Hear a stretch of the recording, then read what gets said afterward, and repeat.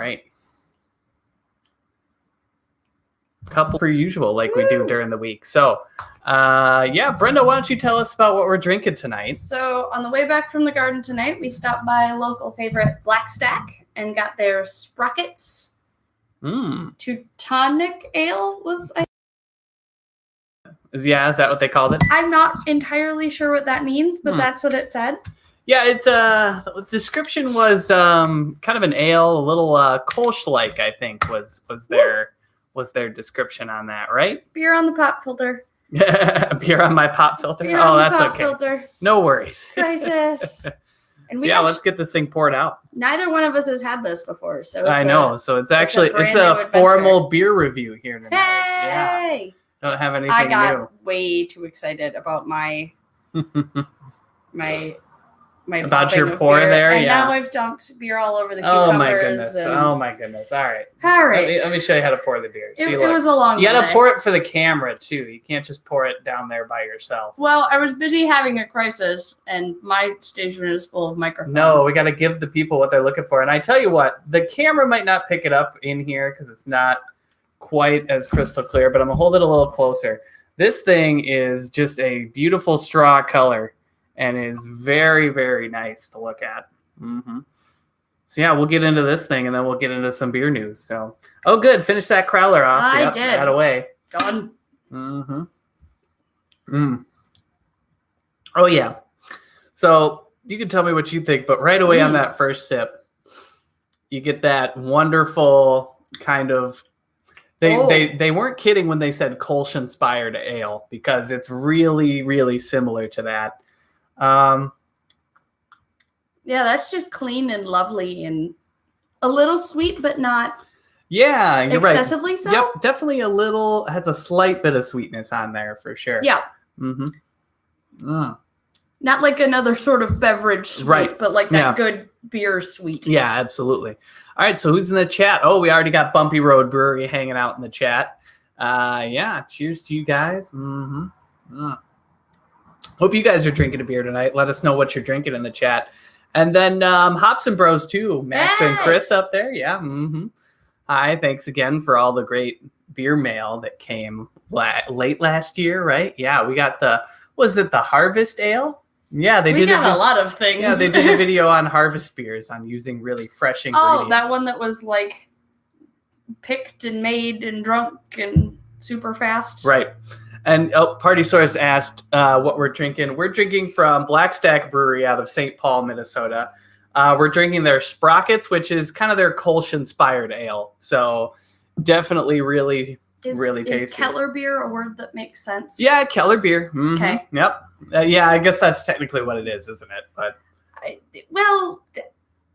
the menu said Teutonic, but I got confused, and that sounds like tectonic, and I keep thinking I'm wrong. Well, I think the thing is, too, you say Keller beer, but I think Kolsch is a lot more famous of a style to put on a menu that somebody might recognize. So, yeah. Well, they had a lot of words in there that meant a lot of beer things, and I was really fuzzy on about half of them. Right. I did my level best. Mm-hmm. Yeah, absolutely. Hey, how do you like the new camera setup? I got some new equipment this summer here. I like being able to see my face. To see your face. Yeah, I know. I'm more than 4 pixels. Right. Yeah, we got some new. yeah, we definitely got a better camera and some new lights too in the background, which not see. Not those lights. Yeah, not those lights. Those the ones beyond the camera. Yeah. Though now your camera's in a different spot, so I get to play. Right. Yeah, that is kind of weird. But we do both fit in frame now. Yeah, you're right. It's definitely wider screened, isn't it? I can use my chair for its intended purpose. Yeah, look, and you can see. Yep, you can see the cat. Cat. Mm-hmm. Trouble. Yeah, she does like to get into trouble, doesn't she? Mm-hmm. Hops and Bros says, Lightbox FTW. And that's exactly what we have now. How could you tell? Yeah, I know. Was it the square pupils I have glowing here? Right? Yeah. Yeah, that's pretty funny. Yeah, we do have some nice deck lighting out here on our porch. It's very nice during the summer and fall here. So we like hanging out here drinking beer. for sure. So it's a good spot. Hops and Bros got the way easier target there. The big shiny square between us. Oh yeah, that's right here. Yeah. So Hops and Bros asked if we have any hops growing this summer. The answer: we did go to the garden tonight, but we do not have any hops because we're still renting, and I don't want to condemn my landlord to a life of hops forever because they will just probably grow like a weed every year around here. I know you're busy, but will you fix our cat? Oh, sorry. Here we go. Thanks. We had a crisis. Yeah, no. Ryan keeps denying me my hop growing takeover mild crisis. Yeah, but once we get our own place, you bet we'll get a couple rhizomes for sure. Mm-hmm. She shed and a hop vine. Yep, we'll get them started and grow it right over everything. All right, so I want to dive into some beer news because I have some cool stories from actually the last couple weeks. I don't think I did a stream last week, so I got some saved up and ready to go today. So we're gonna start with an update to the Stone Brewing saga. Now, if you haven't seen or heard about this, Stone Brewing, very popular brand of craft beer. Right. Arrogant Bastard Ale is, kind of the big one. But of course, they make tons and tons of great stuff. Well, Miller Coors recently tried to go back to one of their marketing taglines from like the 60s or 70s with that Keystone beer. And they're just calling it Stone. So, they say they had various billboards talking about like, the one in particular, to each their stone, or, little puns on the word stone. So, obviously the founder of Stone Brewing, Greg Koch, he's a very outspoken craft beer advocate. And you can imagine why. He was one of the early pioneers, makes a lot of really, really great beer. Right. And he really, really dislikes how Miller Coors, AB InBev, all the big guys do all their marketing and try to confuse consumers in different ways. And regardless of how you feel about that, it's pretty clear that Keystone is really trying to edge out Stone Brewing on the kind of Stone mark. They have all sorts of weird Stone advertising now. And what's weird about this whole situation, if you haven't been following it for the last few months, is that this time the little guy is actually suing the big guy with the cease and desist. Yeah. So that's their name. Yeah. It's been very interesting to watch this play out in kind of back and forth court filings between the two companies. Is the cat bothering you again? Yeah. It's been interesting to see how it plays out in the court filings. But there's just been a lot of back and forth. And honestly, I've read some of those filings, and the AB InBev arguments are not very good, to be honest. What? No.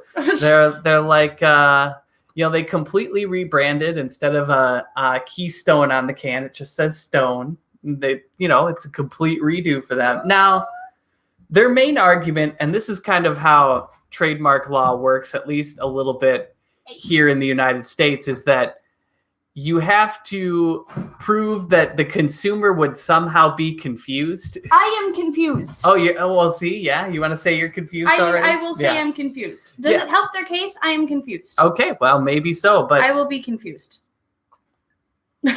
Yeah, I think the big thing was, I didn't really mind them using like the nickname Stone. I know a lot of, obviously, Greg Koch. And if you go to his Twitter feed, and maybe I'll link it to the description after the video, but, he is just very angry rants on Twitter with lots of curse words about how he hates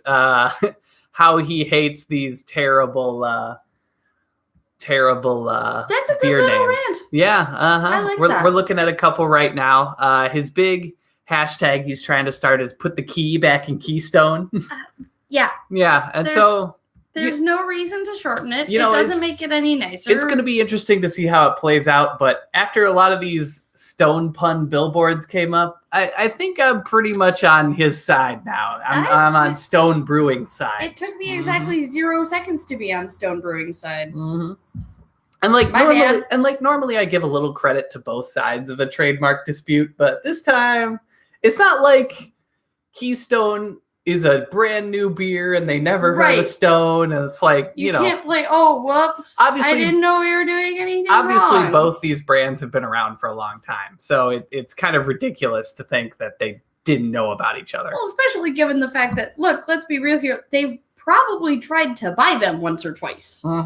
There's not a beer they haven't tried to buy once or twice. Yeah, you're probably right. But anywhere near decent. So yeah. Looks like the chat kind of agrees. A lot of love for taking on the big corporation here, as you might expect to. So yeah. So that continues to develop, and I like following at Stone Greg on Twitter for his He seems like a very interesting guy. Hey, speaking of large companies and beer, Pizza Hut is expanding their beer delivery services. Not to hear though. Oh. Sorry, you have to wait. I think right now why do you even bring this up? If I can't have it, why do you bring it? This is like that whole conversation we had on somebody else's chat about the beer delivery little mini keg soda stream beer thing. That's right. Yep. Well, that was available in California too, which is also where this test pilot started out. Yeah, well, we're not there. Yep, they are expanding. I'm here and I want it. Right. They're expanding into Arizona as well as some other Southwest states, and it looks like they're kind of rolling out from there. So who knows? Maybe we'll get it soon. That's a long way from Minnesota. That's a long way. Yeah, that's true. That's fair. There are many states between here and there. And I don't live in any of those. Right. Now, before you get too excited, the list of beers might not be right up your alley. I don't really care. You don't really care? So you're talking Budweiser, Bud Light, your Shock Top, and then a couple of the craft brands that have been purchased by AB InBev too. So, that's kind of the situation there. But who do you think they're targeting?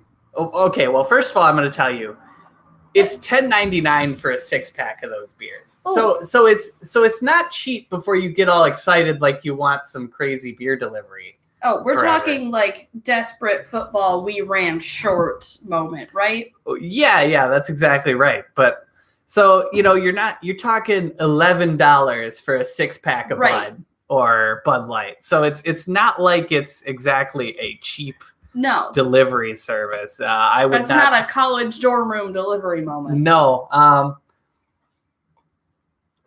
So given that price point and the context of that it's Pizza Hut, who do you think they're targeting with what group of consumers do you think? You think am I a consumer group? The picky beer lover? Well, okay, not me necessarily. Not me in all of my finest forms. I mean, me in my Sunday afternoon. I am too lazy to get to Total Wine.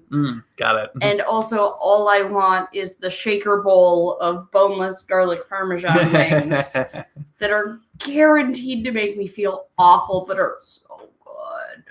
Pizza Hut, please sponsor us. Please.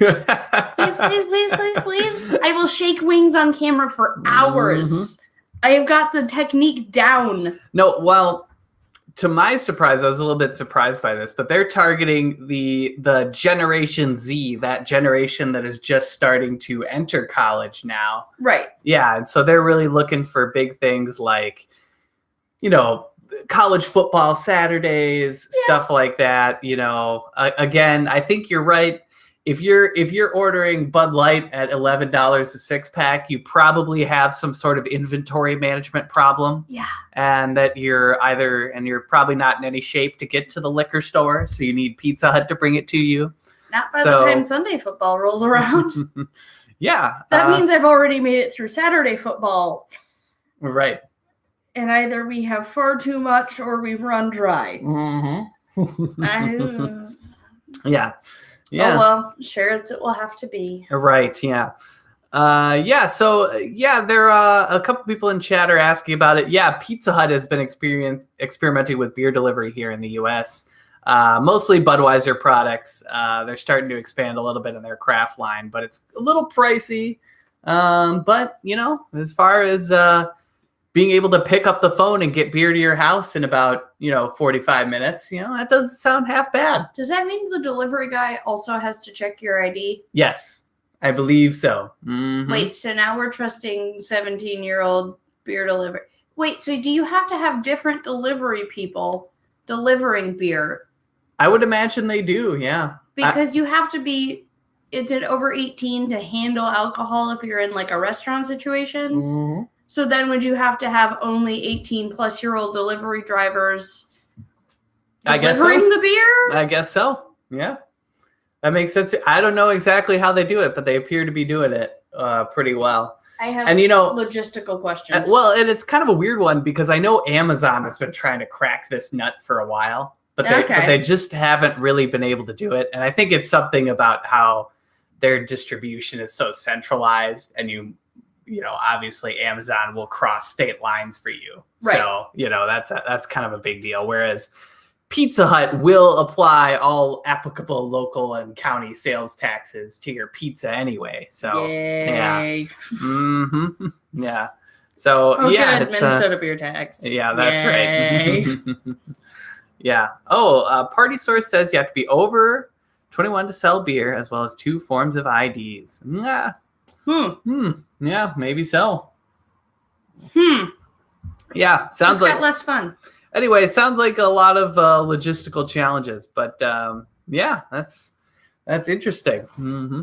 I just want to know what craft brand Kilt Lifter is. Because I just really want to get it, Kilt Lifter. I think that's a particular red ale. I can't remember the name of the brewery that was bought by AB InBev, but it was something like 4 or 5 years ago. So it was one of the buyouts. We all know how that story goes.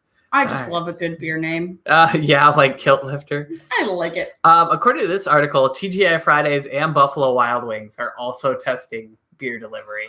Mm-hmm. If B-Dubs delivered beer. Okay, see, I know you get all excited, but you once you get the details, you're like, you gotta know that's gonna be at least an extra $10 for some beer. 10, 11 but bucks. I can still be excited. Oh, fair enough. This is the girl who never gets delivery because I can't stand paying a delivery surcharge. That's right. Who am I kidding? Yeah.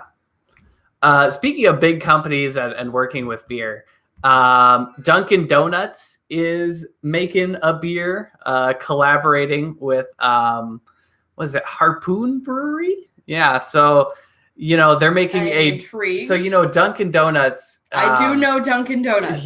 Yeah.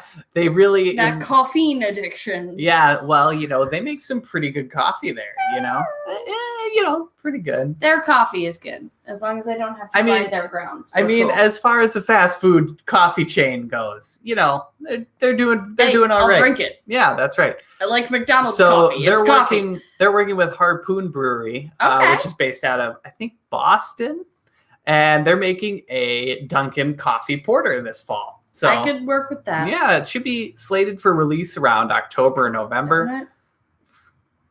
That's what I was thinking. I was like, how good would that beer be with a donut? I think it's an interesting idea. And, there've been plenty of kind of donut-esque collaborations in the past, but, I'm going to go get our cat again. I am going to go get our cat. Mm-hmm. I am also going to take a brief hiatus from beer news while I barricade our cat. Oh, yeah?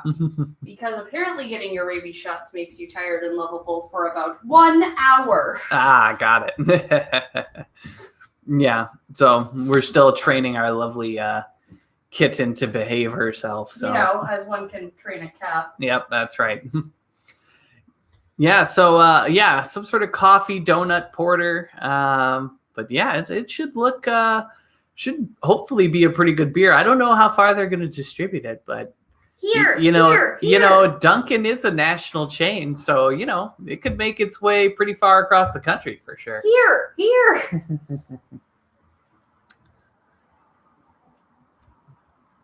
All right. Oh, the Party Source says they just started a beer delivery at their local store. Ooh. $5 fee with a $50 minimum, though. Ooh, so that's a lot of beer. Well, I like to pretend that's a lot of beer. Yeah, you're right. You go to the bottle shop. I think we could drop $50 without too much trouble. Yeah. I think you did that on Thursday. Oh, it was only like 45. I did buy a discount bomber though, so that kind of kept it down. I did like my $4 Sours bomber. Yeah, $4 bomber. That was pretty nice.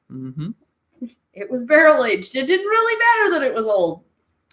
Cat. Let's see. People are talking about beer drive-thrus, which I have actually been to some. Yeah, you have to go to some different states. I saw some in North Carolina.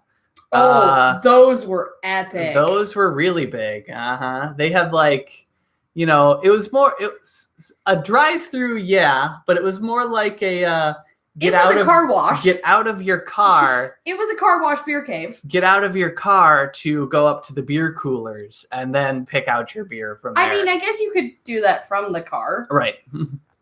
I have a mild obsession with car washes anyway, but right. Car wash type buildings that end in me getting cases of beer are even better. Yeah. Hops and Bros is signing out. Have a good night. Cheers. Homebrew, $50 is a lot of beer, which is true. That's for sure. That's what William Fletcher says. If you happen to like sours, $50 is not a lot of beer. Yeah, for your oak aged sours. Yeah. Can't quite get so much for that. Another cool story, this one out of Japan, which we get some interesting Japan beer news this week. In Kyoto, there is a psychiatrist who is trying to bring together brewing and social welfare by starting a kind of farm to glass brewery with a lot of his patients. So he treats a lot of people with schizophrenia, which, here we disguise it with a nice fancy Latin word, but in Japanese, they're really straightforward about their disease names. They pretty much translate to two-person disease is what the name is, which makes a lot of sense, according to that. I can work with that. Yeah, but he's helping folks with schizophrenia by giving them jobs that they can maintain, growing crops for the new craft brewery they started. And it's kind of sputtered up at first because they're kind of the whole of the supply chain there, but now they're starting to really crank out consistent batches of beer throughout the year, and that seems to be really cool. And it's really good for Japan in particular because they have a very intensive work focused culture, very much about maintaining some rather long hours in the workplace environment, which does not necessarily lend itself well to anybody with any sort of mental disability, or humans. Humans in general, like interact with nature and others, the outside world. Yeah, certainly. Yeah. So it's interesting to see how, because beer can be such a locally sourced, locally created product, you can really impact a lot of people who might otherwise not get a lot of chances in other aspects of society by creating and brewing and growing the ingredients for beer. So I thought that was a really cool story out of Japan, and I would love to get to try some of that beer. I mean, can we go volunteer? You can work in the brewery. I'll be in a field somewhere. Right. Yeah. Bumpy Road Brewery says he makes plenty of homebrew topping $70 for 5-gallon batch. That must be some serious brew. We gotta go check out some of his videos, I guess, to see what he's putting in there. William Fletcher said he'd love to work at a brewery. I know. It'd be kind of fun, wouldn't it? And on the 10th, how you doing tonight? Glad to see you out and about on stream. I know out day. Yeah, out. We're very out. Yeah, we're very out in our own home right now, aren't we? Let's see. Oh, this is one I think you and I discussed previously. But there's this brewery trying to open up in Indiana. Okay. Called Lakeville. Oh. Yeah, see, look, you're already groaning at me. You're already groaning at me. Hang on. Yeah, it's a brewery that was opening up in Lakeville, Indiana, and they decided they were going to get a little political with their a little political with their beer names. Now, beer has a long and storied history of being involved in politics. Right. Hell, you look at the American Revolution. It was all planned in a pub. It was all planned in a pub by a bunch of drunk guys. That's how that happened. Right. And there's plenty of great breweries out there that do make political statements. We were talking about Stone earlier. They make that. I'm pretty sure. I'm 90% sure this is Stone, but they make the I'm Peach beer, which is a play on impeach. And, that's probably like... You don't say. Yeah. Yeah. And that's probably like the tamest of the Donald Trump-related beer puns that exist out there. And regardless of how you feel about politics, beer and politics have been linked together forever. Yeah. And so... See Hammurabi? Right. And so, you're opening up a new brewery. Maybe you want to make a bit of a splash. Maybe you want to channel a little bit of that political energy that exists out there in the ether right now and channel a little bit of that. Bit of political history. Yeah. Yeah, I know. There's just a little bit. Yeah. And we're not here to talk so much about the politics, but please no. This is a brewery that has not opened yet. It's called Lakeville Brewery, which... That seems tame enough. We were just at that, but the Minnesota version. Oh, well, see, number one, why today you would call your brewery Lakeville Brewery is beyond me. When there's already 12,000 of those? That's exactly right. There's at least 3. Yep, I know of at least 3. Yeah. Right. Uh-huh. and those are probably just local to the 4 or 5 states around me. So, but why you would call yourself Lakeville Brewery, and then why would you name your beer? And so they're out of northern Indiana, which is right up by the Michigan border. So they decided they would post on Facebook before they even opened and anyone even got to try any of their beer. Oh, good. They were going to call their beers Flint, Michigan Tap Water. Oh, good. Another Flint joke. Yep, another Flint joke. Great. Black Beer Matters and the White Guilt Beer. Now... Like, if you're Stone Brewing, right, you've been around 25, 30, 40 years already. You make great beer. You know what? If you want to make a little bit of a statement with one of your beers, right. All right, I kind of get that. You're free to express yourself in that way that you want to.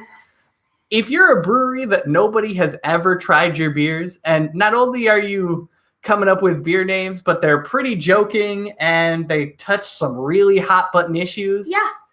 Yeah, I think there is such a thing as being a little bit too political with your beer. What do you think? Also, what is that going to say about you when, let's be real here, most small businesses don't make it? Yeah. Mm-hmm. What's that going to say when a year in you can't support your beer and you've made these kind of like, oh, pretty ballsy beer names, and oh, look how radical we are, but you can't back any of it up. Right. Yeah. Like, you need to have a good product and a good business model before you can start getting radical. Right. Yeah, I totally agree with you. Also, they're really clunky. It's like, hey, you walk over to your house and you're like, oh, Ryan, what'd you bring to drink today? Why? I brought some White Guilt. Yeah, right? oh, yeah, I just want to crack that open and drink it up real quick, right? Not even that, or we've gone over my vast hatred of beer names that I need to, read off a cue card. Excuse me, may I order a Flint tap water, please? I'm sorry, you guys, any beer over 2 words has to have a reason. And if it's not something I can easily shorten, you wouldn't walk up to that bar and be like, "Can I get a Flint?" Yeah, that doesn't do it. Assuming this bar would be busy, which you don't know at this point. They certainly got a bit of a backlash, but assuming it's busy, you're right. It's probably hard to walk up to a bartender and yell at them on a busy night what you want. Right. Mm-hmm. Yeah, so they made this Facebook post. Oh, this was probably 2 weeks ago. And then, less than a week later, they had already deleted it because it attracted so much negative attention. Who could have seen that coming? And of course, they issued an apology, but certainly not a great way to get your brewery off the ground. That's for sure. Well, and I'm just kind of gonna make a guesstimation on demographics. Well, yeah, fair enough. That maybe pressing all of the hot button issues might not be wise. Right. Bumpy Road Brewery says, keep all your names jolly. I'm all for that. Like the Midnight Chinooki. I do like that. I like that one a lot. That's a great beer name. I'll admit, I did order a beer yesterday called Gummies Make Us Likeable. Yeah, that was kind of fun. That was over 2 words, though. What are you going to do about that? I asked for a Gummies. I did order it by 1 word. There you go. And guess what? They knew exactly what I meant. Granted, I'm also the person that if there's a word I can't say in a beer, I'll just kind of like call it by style or say the word I can pronounce. Right. So this next one was one particular article that I'm looking at here, but this is a topic I've seen on some different forums about beer, and it's that beer flights are really annoying to some people. What? What? Well, wait, hang on. Why? Yeah, okay. What could possibly be annoying about for a bartender? See, this is why I wanted to bring it up with you, because I knew you were going to get very into this. So, take a cucumber and chill. First thing is, people give the excuse that, they're very inconvenient for bartenders to do. Now, number one, that's kind of a crappy excuse because if people are paying you for your product, you know what, you can inconvenience them a little bit by getting you to pour it. You know what? Pouring a beer is more inconvenient than whipping out a bottle opener. Right. So, whatever. But I think the other thing is they tend to make beer lines longer because it wraps up servers for a longer period of time, takes you a little longer to get your beer, might affect your experience a little bit in that way. Okay, general rule of thumb, if there are 20 people in the line, maybe don't order 6 flights. Right. Solid. I can understand this as an etiquette issue. Right. But there is nothing I like more than being like, I will take one of those and one of those and one of those and one of those and one of those and one of those and one of those and one of those and one of those. How many times have we walked into breweries and just seen somebody gone, I'll take 2 ounces of everything you have. Oh, yeah. I've seen that quite a few times. Go! For sure. Yeah. Because if I'm going somewhere new, I don't know what I want. I don't know what they have. I don't know what they're good at. Right. Yeah. Or I could just ask for samples of everything until I decide what I want. Right. That seems far more inconvenient than purchasing a 2 ounce to 4 ounce to... Some of those samples get pretty big. Very true. Of whatever I'm looking for here. Yeah, very true. And I think, the second argument I hear... Oh, there's more? Oh, yeah, there's more. The second argument you hear most often is that flights don't really give you an experience of a whole beer. Like, you don't get to experience it warmed up a little bit, cooled down a little bit. Like, well, you're not supposed to shoot them, right? You don't like the it's the argument that the brewer intends this to be kind of a pint or 12-ounce experience, but you're kind of dumbing that down, and you're not going to get all the subtleties and the complexities that the brewer tried to put in there. What is there like a number limit on the amount of orders you can fulfill for a certain beer? Like, oh, I've tried it. I can never get another. Right. It doesn't take me more than a sip to figure out I've accidentally ordered a pale ale again and I'm not going to enjoy 12 to 16 ounces of it. Well, see, that's my thing too. It's like if you're a Cicerone, sure, or you're at a beer competition, sure, you might need 12 to 16 ounces to really decipher what this beer is and how complex or subtle the flavor is.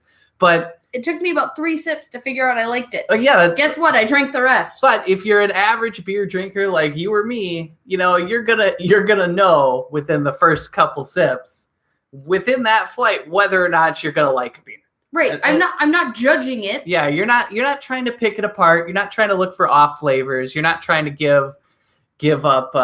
give brewing advice back to the brewer. Right. I just want to drink it. Yeah. I want to know if I want to drink it. The Party Source asked who came up with this argument. It's the same dummy. It's the same people that gatekeep their friends and say they shouldn't drink X, Y, or Z, or who are really fancy beer snobs. Oh, please. If I told people they shouldn't drink X, Y, worse, if I told people they should drink X, Y, or Z, they'd never drink beer again. Right. And the final argument I hear most often is one kind of along the lines of the other one, is that you absolutely ruin There's your... more? Oh, yeah, there's more. Who are these people? The last argument Who are them? Last argument is you kind of ruin your palate bouncing from beer to beer to beer to beer to beer. No. Back and forth Bull across crap. 4, 5, 6 beers, Bull crap. Bull crap. Yeah. Bull crap. Yeah, you don't think you ruin your palate at all? You can't really judge this beer and give your ultimate refined opinion on it? I'm just drinking. Right. I mean, I'm all for enjoying the character of the beer, but like, just drink the beer. Right. Yep. Jesus. I know, and I'm a big fan of flights. I'm playing a little bit of devil's advocate for you here, but you're just trying to get me angry. Well, on live internet. Hey, I'm telling you what, it's working. These are the things that pop up in beer blogs about like flights are evil and should not be around, and brewers need to stop it. This is what beer snobs do in their spare time. There's beer nerds like me who it's just like, well, we can't be beer snobs because I'm busy gardening, not judging people for drinking beer flights. Mm-hmm. Another cool study came out this week. Let me look to see who did this one. Oh, it was the University or Cornell in Ithaca, New York. And they were talking about why some people don't really like the taste of beer. Is it like a cilantro thing?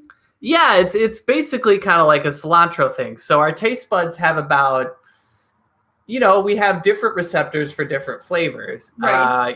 Sweet, salty, bitter, umami. That do not exist in zones. They're everywhere. That's exactly right. But, as far, if you're tasting salty, there are 2 types of salty flavor receptors. Okay. So, if it's salty, you're going to taste it in pretty much one, maybe a second way. That's the flavor you're going to get. Right.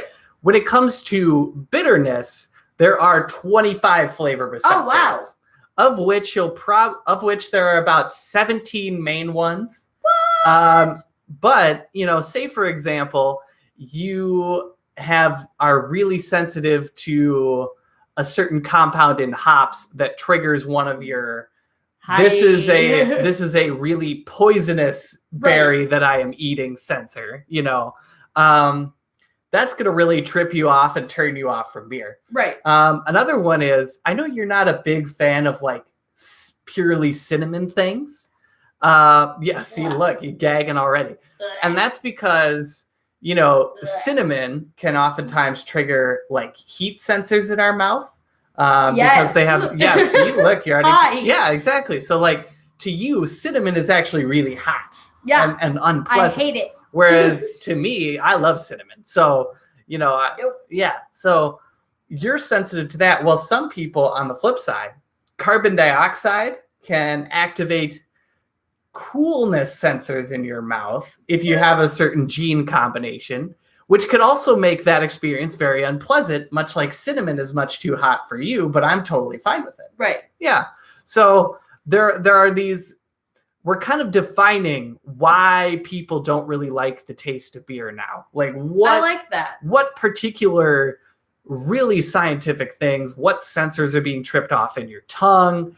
What are they trying to tell your brain? Most likely if you don't like, really bitter and hoppy beers, it's because your brain's telling you it's poison. Right. You know? Your brain. I am aware. It is indeed poison. Yeah, your genes are aligned. Also grass. Your genes are aligned in such a way that you're feeling that all the hops present in that beer are giving you some bad compounds in there. See, now I want there to be like a 23andMe level spit test. See, that's where what you just come up to the bar and be like, I see you're genetically predisposed to have poor responses to hoppy beers. Yeah, it's kind of Big Brother-y, right? They get your gene profile. Here's your beer recommendation based on your genetic code, sir. Hey man, people already try to tell me what wine I'd like based on do you like steak? Yeah, that's fair enough. Yeah.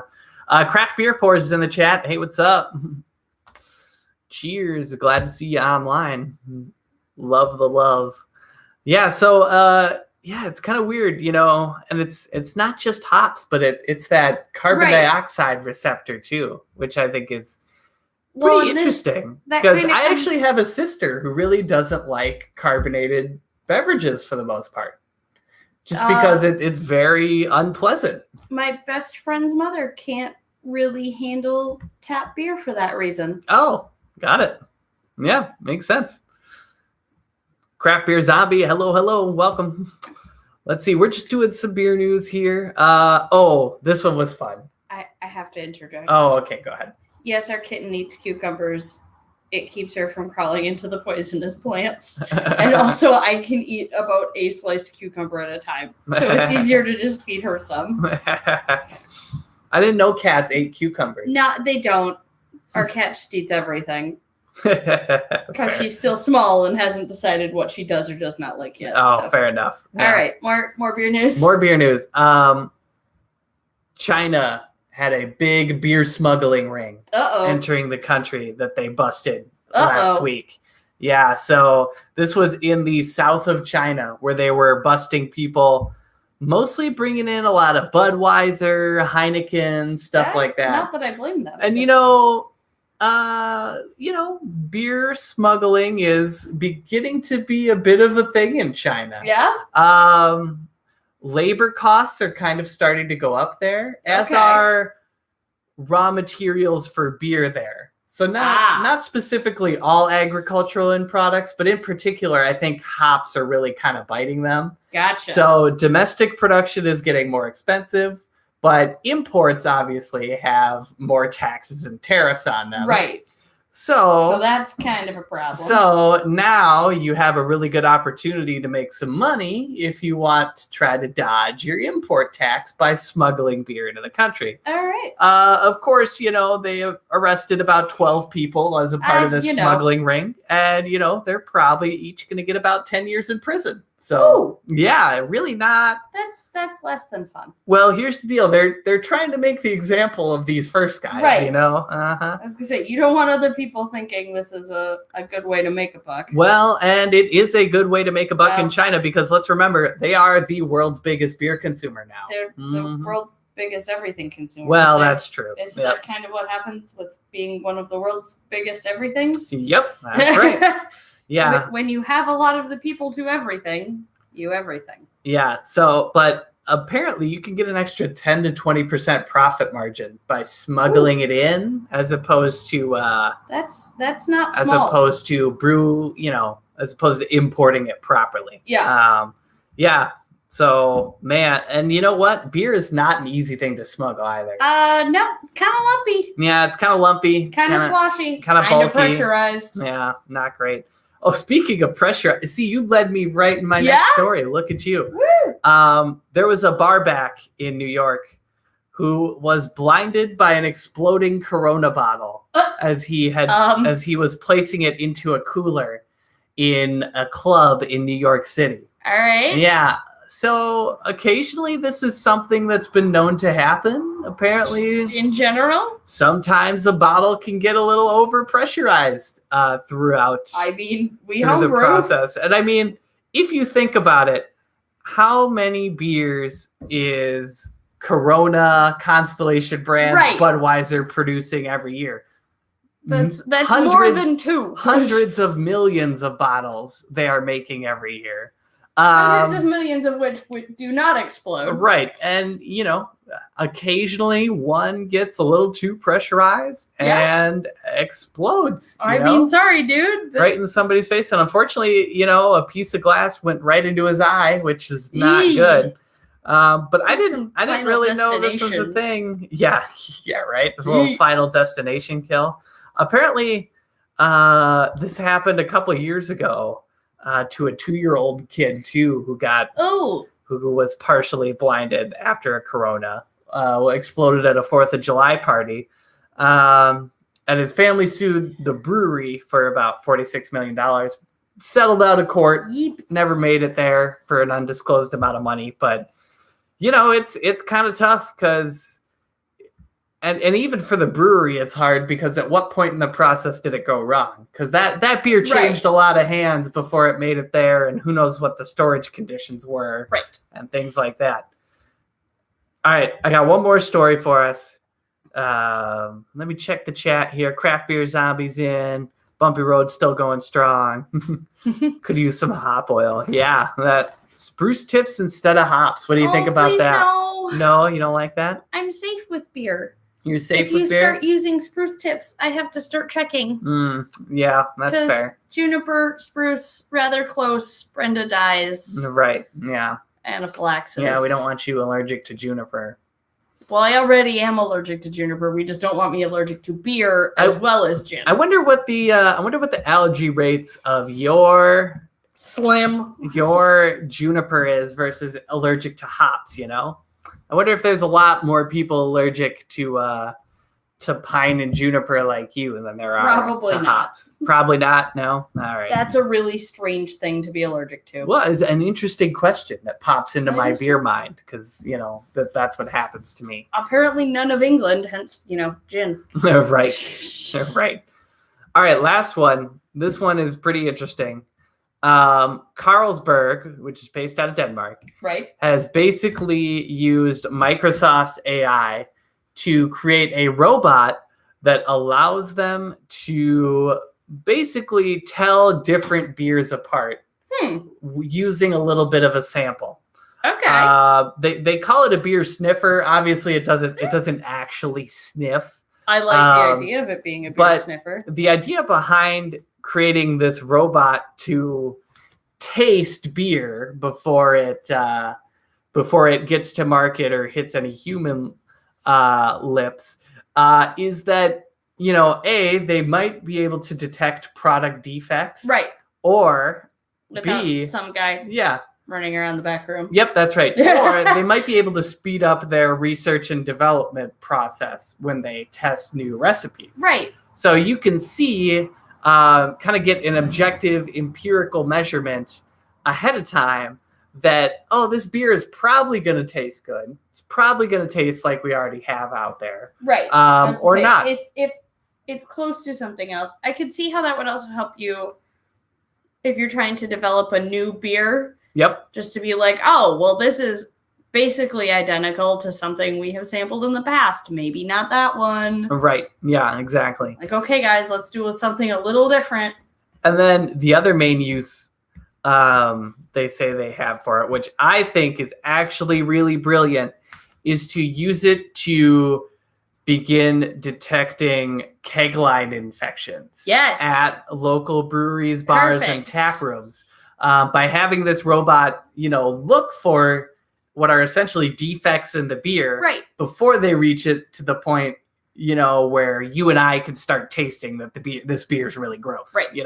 Well, that's got to help with your consistency too. Yeah, that's right. I think that would be a really cool application I'd like to see out there. Yeah, I could get on board with that. Is having a robot start testing beer lines, make sure nobody gets sick, make sure nobody gets a really bad beer, which to me sounds really cool. Yeah. Let's see. Junior's on. Welcome to the chat. So we're just wrapping up Spear News. I don't know. That's all the news stories I had, Brenda. Do you have? I shockingly did not get any news stories. My homework is markedly slim. Right. Oh, that's okay. No worries. I have garden stories and cat stories and beer I drank stories, but that's all I got. Yep. You got any other beer topics you want to cover today? Can I have one? Is that a beer topic? Does having a beer count as a beer topic? Can always have another beer for sure. All right, we're gonna sign off. Everybody, go get another beer. We hope you have a great night. Hope you enjoyed the beer news. We'll see you probably in another couple weeks for sure. Definitely. For some more great beer news. Cheers, everybody. Have a good night.